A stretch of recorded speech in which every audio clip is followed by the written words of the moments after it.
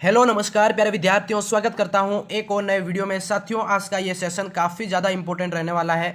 बहुत सारे विद्यार्थियों के कमेंट पे कमेंट आ रहे हैं कि राजस्थान सीईटी परीक्षा 2026 इसका नोटिफिकेशन कब आएगा, सीईटी 2026 की परीक्षा कब होगी, है ना। सीईटी करने के फ़ायदे क्या है, सीईटी का जो परीक्षा पैटर्न क्या रहता है और सिलेबस क्या रहता है, और सीईटी एग्ज़ाम के अंदर कौन कौन सी भर्तियां विशेषकर शामिल रहती है, वो सीईटी कितने प्रकार की होती है, क्या उद्देश्य होता है ना। तो कंप्लीट सवालों का जो जवाब है आज के इस वीडियो में देने वाला हूं। सीईटी 2024 को लेके फॉर्म कब आने वाले हैं, एग्जाम कब होगा, कंप्लीट A to Z जानकारी आपको यहाँ पे मिलने वाली है। तो अगर वीडियो पे क्लिक किया है तो वीडियो को पूरा देखना, एंड तक देखना। चैनल पे पहली बार विजिट कर रहे हो तो सब्सक्राइब जरूर से कर लेना। चलिए शुरू करते हैं आज का ये वीडियो आपके लिए। साथियों, पहला यहाँ पे नोटिफिकेशन है, बहुत सारे नए विद्यार्थी है। एक्चुअली क्या है, बहुत सारे विद्यार्थी 12th पास करके आए, उनको पता नहीं है कि सीईटी एग्जाम कितना खास है। पहला प्रश्न ही आपका यहाँ पे है कि सीईटी क्या है।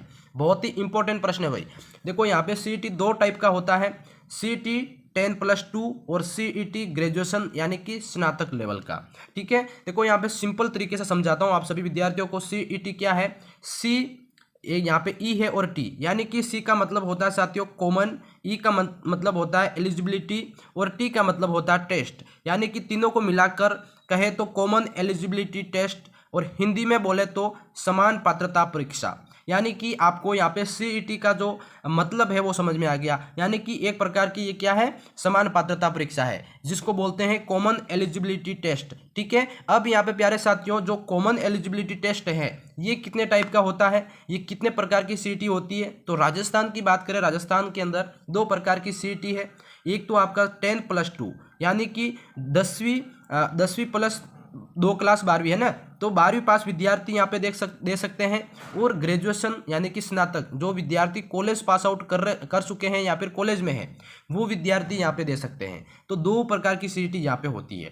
अब यहाँ पे सीईटी का मेन उद्देश्य, भाई सीईटी का फुल फॉर्म यहाँ पे समझाता हूँ। भाई सीईटी क्या है ना। तो सीईटी साथियों गवर्नमेंट द्वारा यानी कि राजस्थान सीईटी जो समान पात्रता परीक्षा है, जो कि आपकी राजस्थान सरकार के जो गैर तकनीकी ग्रुप होता है, जैसे कि सी और डी पदों की जो भर्तियां होती है, उसके लिए एक समान पात्रता परीक्षा है, ये समझ लेना। ठीक है, बाकी यह परीक्षा जो 12वीं और ग्रेजुएशन स्तर दोनों अलग अलग मतलब पदों पर आयोजित होती है, स्तर पर आयोजित होती है। 12वीं वाले भी दे सकते हैं और ग्रेजुएशन स्तर के विद्यार्थी भी दे सकते हैं। ठीक है, बाकी यहाँ पे अगला जो है प्यारे साथियों, इस परीक्षा को पास करने के बाद जो उम्मीदवार होते हैं राजस्थान के अंदर, जैसे पुलिस एग्जाम हो गया है ना, पटवारी एग्जाम हो गया, वनपाल हो गया, तो इन सभी भर्तियों के अंदर विभिन्न पदों, सरकारी पदों के लिए होने वाली भर्तियों के लिए यहाँ पे आवेदन के लिए पात्रता होते हैं। अब यहाँ पे सीईटी की जरूरत क्यों पड़ी भाई।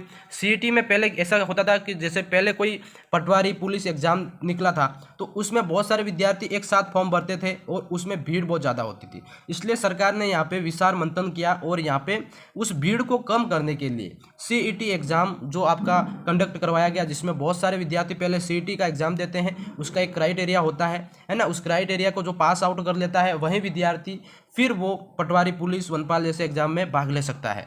तो यहाँ पे आप सभी को विस्तृत तरीके से समझ में आ गया होगा। इसका उद्देश्य यहाँ पे मैं बता देता हूँ। इसका उद्देश्य क्या है, इसका उद्देश्य यही है कि राज्य सरकार के जो गैर तकनीकी पदों के लिए उम्मीदवारों को एक सामान्यतः जो योग्यता है उसकी सूची तैयार करना, ताकि इन्हें अलग अलग बार अलग अलग भर्ती जो परीक्षाओं में शामिल ना होना पड़े। मतलब सीईटी 1 साल की वैधता होती है माना कि, तो 1 साल के अंदर अंदर जिस विद्यार्थियों ने अगर सीईटी पास आउट किया है तो उस सीईटी के अंदर जो एग्जाम्स आते हैं 12th वाले एग्जाम, 12th सीईटी के अंदर और स्नातक के अंदर, तो वो विद्यार्थी मतलब कम भीड़ के हिसाब से वहाँ पे अपने मेन एग्जाम का यहाँ पे तैयारी कर सकते हैं, और ये इस चीज़ के लिए काफ़ी ज़्यादा फायदेमंद है। अब यहाँ पे अगला साथियों, इसका आयोजन कौन करवाता है राजस्थान के अंदर, राजस्थान कर्मचारी चयन बोर्ड, जो कि आपकी इस परीक्षा का जो आयोजन करवाता है।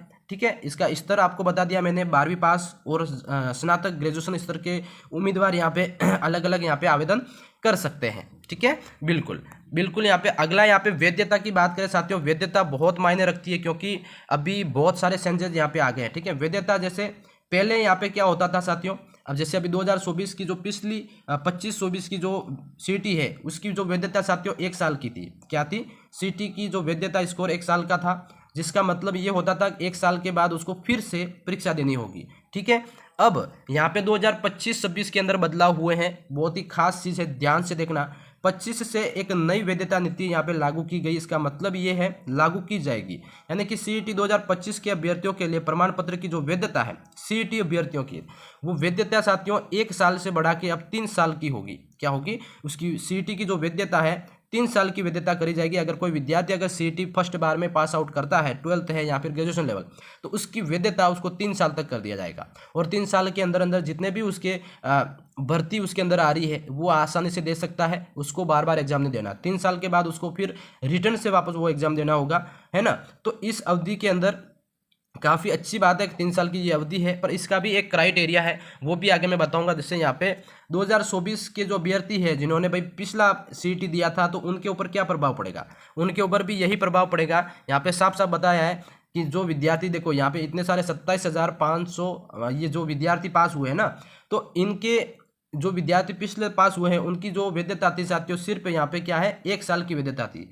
ठीक है। अब उन सभी विद्यार्थियों को भी यहाँ पे 3 साल की अगर वैधता चाहिए तो उनको यहाँ पे क्या है रिटर्न फॉर्म भरना पड़ेगा और रिटर्न से यहाँ पे वापस आपको सीईटी देनी पड़ेगी, ठीक है। तो ये आपका एक मेन बदलाव है। अब यहाँ पे साथियों सबसे मेन बात करते हैं, यहाँ पे बताया गया है कि जो सीईटी पासिंग क्राइटेरिया क्या है, भाई काफ़ी इंपॉर्टेंट है। पहले सीईटी का जो पासिंग क्राइटेरिया था वो बहुत ही अच्छा कम था, अब यहाँ पे क्राइटेरिया बढ़ा दिया। देखो सामान्य और आरक्षित श्रेणियों के लिए पहले क्या था, 35 से 40% वाले विद्यार्थी सीईटी पास आउट कर लेते थे, जिनका 35% और 40% का जो क्राइटेरिया था वो लास्ट माना गया था सामान्य और आरक्षित श्रेणियों के लिए। अब यहाँ पे क्या है, इस बार इन्होंने सेंसेस कर दिए हैं 35 से 40% को बढ़ाकर इन्होंने साथियों 55% से 60% तक इसका जो क्राइटेरिया बढ़ा दिया है। यानी कि अब जहाँ पहले 40 से 35% लाने पड़ रहे थे, वहाँ से अब इसके साथियों 55 से 60% आपको लाना पड़ेगा, तभी आप यहाँ पे 3 साल की जो सीईटी है उसके लिए पात्र माने जाएंगे। अगर 55 से 60% अगर आपका परसेंट नहीं आता है तो आपको सीईटी अगले साल दोबारा से देना पड़ेगी और आप यहाँ पे पास मान्य नहीं, मतलब आप सीईटी के लिए मान्य नहीं रहेंगे, ठीक है।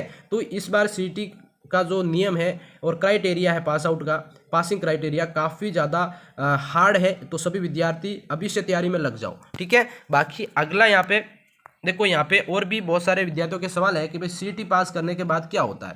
भाई सीईटी पास करने के बाद आप सभी विद्यार्थी राजस्थान की विभिन्न विभागों पदों जैसे पटवारी है, वनपाल, क्लर्क, जमादार, छात्रावास अधीक्षक, है ना, तो जितनी भर्तियाँ होती हैं उनके लिए आवेदन कर सकते हैं, ठीक है।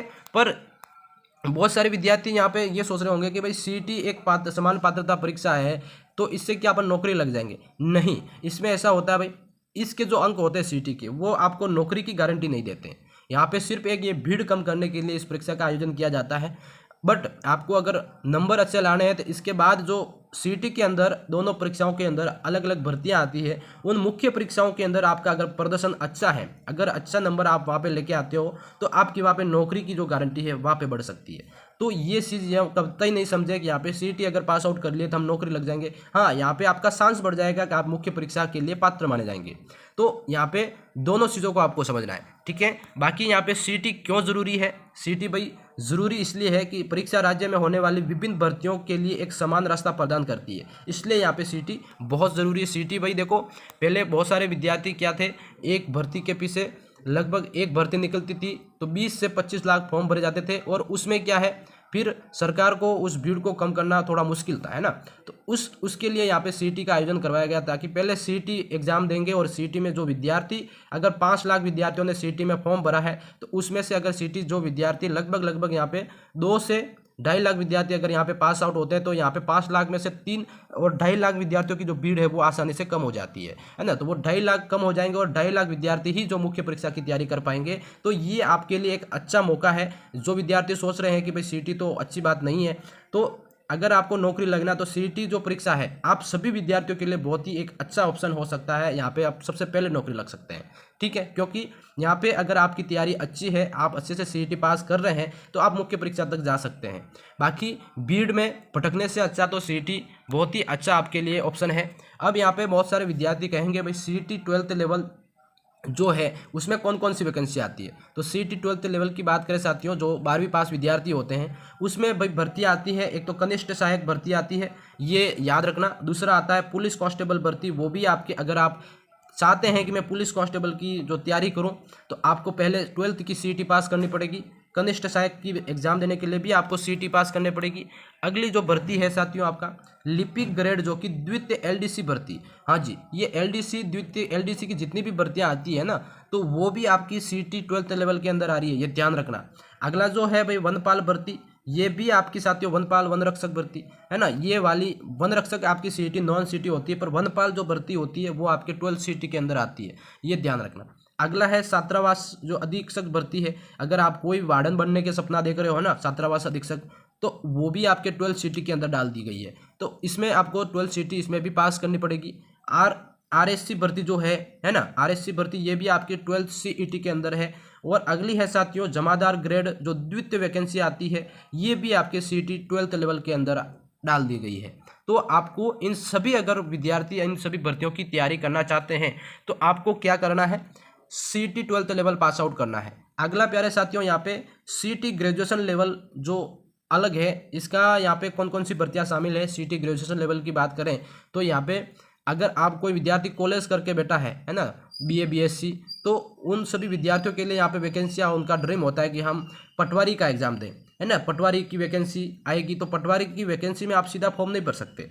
अब आपको पहले सीईटी ग्रेजुएशन लेवल कंप्लीट करना है। क्या करना है, सीईटी ग्रेजुएशन लेवल कंप्लीट, यानी कि 55 से 60% के जो क्राइटेरिया वो कंप्लीट करना, पास आउट करना है, तब जाके आप पटवारी का फॉर्म भर सकते हैं। जिलेवार जो जिलेदार की जो वैकेंसी है वो भी आपके सीईटी ग्रेजुएशन लेवल के अंदर है। प्लाटून कमांडर की वैकेंसी है, ये भी आपकी क्या है, सीईटी ग्रेजुएशन लेवल के अंदर है।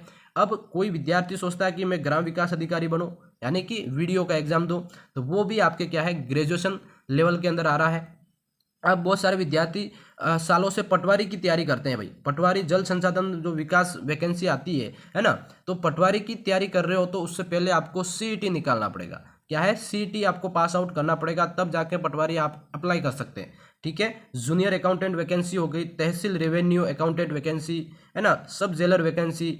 अब महिला सुपरवाइजर वैकेंसी एक सबसे बड़ी भर्ती मानी जाती है महिलाओं के लिए, है ना, सुपरवाइजर वैकेंसी। ये इन सभी भर्तियों की आप अगर तैयारी करना चाहते हैं तो पहले सीटी ग्रेजुएशन लेवल की तैयारी करनी पड़ेगी और उसको पास करना पड़ेगा। ये सारी भर्तियां मैंने सीटी 12th लेवल और सीटी ग्रेजुएशन लेवल के अंदर बताई। अब यहाँ पे सभी विद्यार्थियों के मन में सवाल आ रहा है कि सर सीटी परीक्षा कब होगी। अरे रुको, सबको बता रहा हूँ, है ना। संभावित तिथियां यहाँ पे आपकी घोषित हो चुकी है, इसकी एग्जाम डेट आपकी क्या है, घोषित हो चुकी है। संभावित तिथि देखो आपके यहाँ पे सीईटी ग्रेजुएशन लेवल जो एग्जाम आपका कंडक्ट हो रहा है, ये एग्जाम होगा साथियों सीईटी ग्रेजुएशन लेवल। इसकी डेट आपकी आई है 20 फरवरी 2026 को। देखो एग्जाम डेट भी आ चुकी है ना, 20 फरवरी 2026 को आपका सीईटी ग्रेजुएशन लेवल का एग्जाम होगा। अगला जो एग्जाम है साथियों सीईटी सीनियर सेकेंडरी लेवल, यानी कि सीईटी 12th लेवल का जो एग्जाम है, ये आपका 2026 में यानी कि 8 मई 2026 को आयोजित हो रहा है। तो यहाँ पे दोनों जो सीईटी एग्जाम है, दोनों की यहाँ पे एग्जाम डेट है वो आपके मतलब जो राजस्थान कर्मचारी चयन बोर्ड है उसके द्वारा यहाँ पे संभावित तिथियां घोषित कर दी है। एग्जाम कैलेंडर आपका यहाँ पे आ चुका है। संभावित तिथियां मतलब यहाँ पे आपका एग्जाम होगा, 100% होगा। तिथि अगर कोई चेंज होती है तो हम आपको बताएंगे, पर कोई चांस नहीं है, और इसी तिथि पे आपका जो सीईटी का एग्जाम होने वाला है। ठीक है, बाकी ऑफिशियल नोटिफिकेशन की बात करें तो ये ऑफिशियल नोटिफिकेशन एग्जाम का यहाँ पे आप देख सकते हो।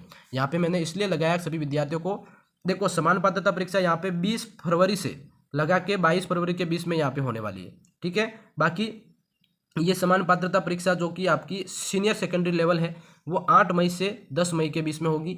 तो ये एग्जाम डेट, ये ऑफिशियल नोटिफिकेशन है, ये आप देख सकते हैं। बाकी यहाँ पे अब बात करते हैं भाई सीईटी परीक्षा कब होगी, वो तो आपको बता दिया मैंने, इसकी संभावित तिथि भी बता दी। अब यहाँ पे बहुत सारे विद्यार्थियों के जो कमेंट होंगे ये होगा भाई यहाँ पे कि फॉर्म डेट नोटिफिकेशन, भाई फॉर्म डेट नोटिफिकेशन कब आएगा। बहुत ही अच्छा भाई सवाल है कि फॉर्म डेट नोटिफिकेशन साथियों आपका ये आपका लगभग सितंबर के लास्ट वीक में, या फिर आपको अंतिम देखा जाए तो अक्टूबर, जो अक्टूबर जैसे अभी अगस्त चल रहा है, इसके बाद सितंबर आएगा, सितंबर के जस्ट बाद साथियों अक्टूबर के जो फर्स्ट वीक है, आपके फर्स्ट वीक में सीईटी, दोनों सीईटी का जो नोटिफिकेशन है आपको देखने को मिलेगा, ये ध्यान रखना। और सेकंड, अगर फर्स्ट वीक में नहीं आता है तो सेकंड वीक के अंदर तो 100% आपका क्या है, जो सीईटी, दोनों सीईटीओ का नोटिफिकेशन है, फॉर्म डेट आपकी आ जाएगी। ठीक है, अब यहाँ पे फॉर्म डेट बता दी संभावित।